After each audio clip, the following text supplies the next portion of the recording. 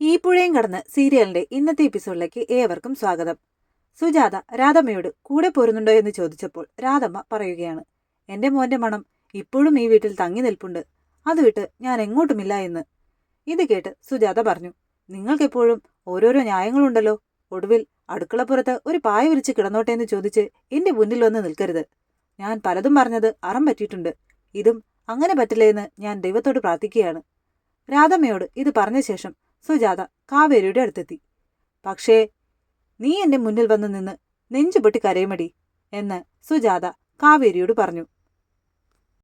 അങ്ങനെ സുജാത പോയി കഴിഞ്ഞ് ശാരദ കാവേരിയോട് പറഞ്ഞു, വേണ്ടായിരുന്നു മോളെ, ഇത് ചോദിച്ചില്ലെങ്കിൽ അച്ഛൻ്റെ ആത്മാവ് പൊറുക്കില്ലെന്ന് കാവേരിയും പറഞ്ഞു.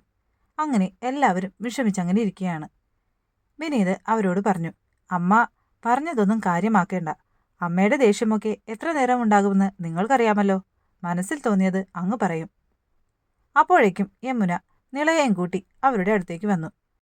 ആരും ഭക്ഷണം ഒന്നും കഴിച്ചിട്ടില്ലെന്ന് മനസ്സിലാക്കിയ വിനീത് പുറത്തുനിന്ന് ഭക്ഷണം വാങ്ങിക്കൊണ്ടു വരാമെന്ന് പറഞ്ഞു. വേണ്ട, ഞങ്ങളുണ്ടാക്കിക്കോളാം എന്ന് പറഞ്ഞ് ഗംഗ ദോശയുണ്ടാക്കാൻ അടുക്കളയിലേക്ക് പോയി. ഗംഗ അരവിന്ദൻ വിനീതനോട് പറഞ്ഞ കാര്യങ്ങൾ ഓർക്കുകയാണ്. ഞാൻ ജീവിക്കുന്നത് തന്നെ എൻ്റെ കുടുംബത്തിന് വേണ്ടിയാണ്. എൻ്റെ ഭാര്യയുടെയും മക്കളുടെയും സന്തോഷമാണ് എൻ്റെ സന്തോഷം. ഇതൊക്കെ ആലോചിച്ച് ഗംഗ അങ്ങനെ നിൽക്കുമ്പോഴേക്കും വിനീത് വന്നു. ഗംഗ വിഷമിക്കേണ്ട, അമ്മാവന്റെയും ഗംഗയുടെയും ആഗ്രഹം പോലെ തന്നെ ഈ കല്യാണം നടക്കും. ജയബാലൻ അങ്കിളല്ലേ ആലോചന കൊണ്ടുവന്നത്. ഞാൻ അവരോട് ഒന്നുകൂടി സംസാരിക്കാം. എന്തെങ്കിലും തെറ്റിദ്ധാരണയുണ്ടെങ്കിൽ അത് മാറ്റാം. വിനീത് ഇത് പറഞ്ഞുകൊണ്ട് നിൽക്കുമ്പോഴാണ് ദോശ കരിയുന്നത് ശ്രദ്ധയിൽപ്പെട്ടത്. വിനീത് അതെടുക്കാൻ പോയതും ഗംഗ തടഞ്ഞു. വേണ്ട വിനീതേട്ടാ, ഒരിക്കൽ കരിഞ്ഞാൽ പിന്നെ അത് കൊള്ളില്ല, ഗംഗ പറഞ്ഞു. വിഷമിച്ചിരിക്കുന്ന എല്ലാവരുടെ അടുത്തേക്ക് ഗംഗയും വിനീതും ദോശയുമായി എത്തി. അച്ഛൻ എവിടെയും പോയിട്ടില്ല, ഇവിടെ തന്നെയുണ്ട്. നമുക്ക് കാണാൻ പറ്റുന്നില്ലെന്നേ ഉള്ളൂ. നമ്മൾ ഭക്ഷണം കഴിക്കാതെ വിശന്നിരുന്നാൽ അച്ഛന് സങ്കടമാവും. കാവേരി നിലയെ സമാധാനിപ്പിച്ച് ഭക്ഷണം കൊടുത്തു. അങ്ങനെ മനസ്സിലാ മനസ്സോടെ എല്ലാവരും അത് കഴിക്കുകയാണ്.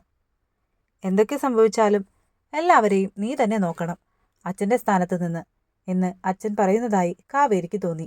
ഉറക്കത്തിൽ നിന്ന് കാവേരി ഞെട്ടി എഴുന്നേറ്റു. ഉറക്കം നഷ്ടപ്പെട്ട കാവേരി രാത്രി ഒറ്റയ്ക്ക് മുറ്റത്തേക്ക് പോയി. അച്ഛൻ സ്വപ്നത്തിൽ വന്ന് പറഞ്ഞ കാര്യങ്ങളെല്ലാം വീണ്ടും ഓർക്കുകയാണ്. പിറ്റേന്ന് വിനീത് ജയബാലനെ കണ്ട് ഗംഗയുടെ കാര്യം പറഞ്ഞ് ശരിയാക്കാൻ പോയിരിക്കുകയാണ്. അരവിന്ദനെ പോലെ തന്നെ ജയനും എൻ്റെ നല്ലൊരു സുഹൃത്താ. ആ ഒരു വിശ്വാസത്തിലാണ് ഗംഗയുടെ കാര്യം പറഞ്ഞപ്പോൾ ജയൻ കണ്ണും പൂട്ടി ഈ ബന്ധം അങ്ങ് ഉറപ്പിച്ചത്. അവളുടെ പടം കടയുടെ ചുമരയിൽ വരച്ചു വെച്ച് നീ അതും നോക്കിക്കൊണ്ടല്ലേ തയ്ച്ചുകൊണ്ടിരിക്കുന്നത്. അതീ നാട്ടുകാർക്ക് മൊത്തം അറിയാം. ആണും പെണ്ണും തമ്മിലുള്ള ബന്ധങ്ങളിൽ കുറച്ചകലം വിട്ടൊക്കെ വേണം ജീവിക്കാൻ. അതിപ്പോ ആങ്ങളെയും പെങ്ങളും ആണെങ്കിൽ പോലും. അല്ലെങ്കിൽ പലരും പലതും പറഞ്ഞെന്നിരിക്കും. ജയബാലൻ പറയുന്നത് കേട്ട് വിഷമിച്ച് വിനീത് പോകാനിറങ്ങി. ഇനി ഈ കാര്യം പറഞ്ഞ് ഇങ്ങോട്ട് വരണ്ട. ഗംഗയുടെയല്ല, ആ വീട്ടിൽ ആരുടെയെങ്കിലും കല്യാണം നടക്കണമെങ്കിൽ നീ ഇനി ആ വീട്ടിലേക്ക് പോകരുത്, ജയബാലൻ പറഞ്ഞു. തിരിച്ച് അകത്ത് വന്ന് ഭാര്യ ഇട്ടുകൊടുത്ത ചായ കുടിച്ച് ജയബാലൻ സന്തോഷിക്കുകയാണ്. നാളത്തെ എപ്പിസോഡിൽ കോഓപ്പറേറ്റീവ് ബാങ്കിൽ നിന്നുള്ള ഓഫീസർമാർ സ്നേഹതീരത്തിലെത്തുകയാണ്. ഞങ്ങൾ ബാങ്കിൽ നിന്നാ, അരവിന്ദനില്ലേ എന്നവർ ചോദിക്കുകയാണ്. അച്ഛൻ മരിച്ചിട്ട് 2 ദിവസമായി, കാവേരി പറയുന്നുണ്ട്. ഹൗസിംഗ് ലോണിൽ പണിതതാ ഈ വീട്.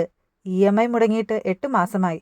എത്രയും പെട്ടെന്ന് ഫുൾ ക്യാഷ് അടച്ച് ലോൺ ക്ലോസ് ചെയ്യണം, അല്ലെങ്കിൽ വീട് ഞങ്ങൾ ജപ്തി ചെയ്യും എന്ന് അവർ പറഞ്ഞിട്ട് പോയി. പിന്നീട് സഹായത്തിനായി കാവേരി ജയബാലനെ വിളിക്കുന്നതും കള്ളം പറഞ്ഞ് ജയബാലൻ ഫോൺ കട്ട് ചെയ്യുന്നതും കാണാം. അപ്പോൾ നാളത്തെ എപ്പിസോഡിനായി കാത്തിരിക്കാം. അതുവരേക്കും ബൈ.